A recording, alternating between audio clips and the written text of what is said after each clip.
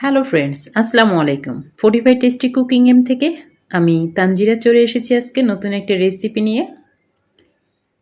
সজনা দিয়ে ট্যাংরা মাছের ঝোল। সজনা ট্যাংরা মাছের ঝোল অনেক মজাদার একটা খাবার।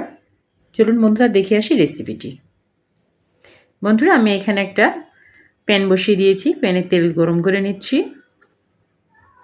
পেঁয়াজ কুচি দিয়ে দিলাম। এটা অনেক মজাদার একটা খাবার, সুস্বাদু খাবার।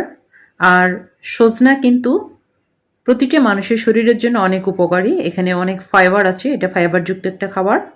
আমি এখানে লাল মরিচের পেস্ট দিয়ে দিলাম, আদা রসুন বাটা দিয়ে দিলাম। বন্ধুরা, সজনা এবং সজনা পাতা দুটোই কিন্তু শরীরের জন্য অনেক উপকারী। সজনা পাতা আপনি পেস্ট করেও খেতে পারেন,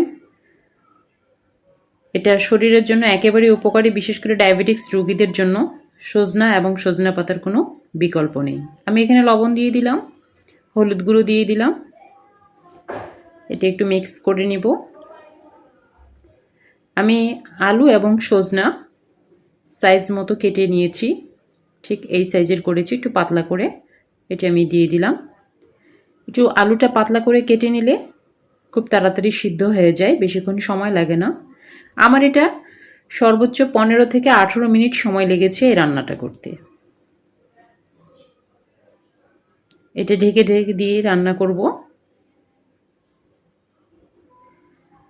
এটা হেলদি একটা খাবার। মাছগুলো আমি ধুয়ে রেখেছিলাম। আমি ট্যাংরা মাছটা নিয়েছি, একটু বড় সাইজের ট্যাংরা মাছটা নিয়েছি এখানে, ডিমওয়ালা ট্যাংরা মাছ। প্রতিটি মাছের ভিতরেই ডিম ছিল। আসলে এই ডিমওয়ালা ট্যাংরা মাছটা অনেক সুস্বাদু হয়। সজনা দিয়ে ট্যাংরা মাছ সুস্বাদু একটা খাবার, টেস্টি একটা খাবার, যদি টেস্টি করে রান্না করতে পারেন। আপনারা ফলো করবেন রান্নাটা। বন্ধুরা, আমি ঠিক এই সময় রাঁধুনি মিক্স মশলার একটা প্যাকেট দিয়ে দিব, মাছের মশলার প্যাকেট। এটা এক্সট্রা একটা ফ্লেভার এবং টেস্ট অ্যাড করে। রাঁধুনি গুঁড়া মশলাটাই সাধারণত ব্যবহার করি,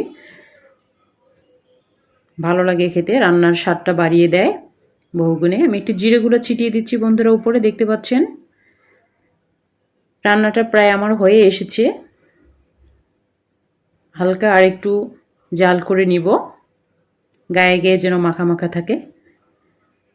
ঠিক এরকম করে দেখুন, রান্নাটা প্রায় আমার হয়ে গিয়েছে, একদম কমপ্লিট।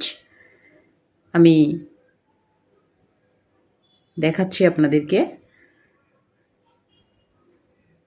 আসলে দূর থেকে অত ভালোভাবে দেখাতে পারছি না। আমি পরিবেশন করছি বন্ধুরা।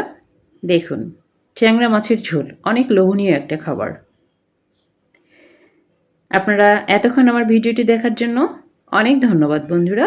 আবার একটা নতুন ভিডিও নিয়ে হাজির হয়ে যাব। ততক্ষণে ভালো থাকবেন, সুস্থ থাকবেন, আমার জন্য দোয়া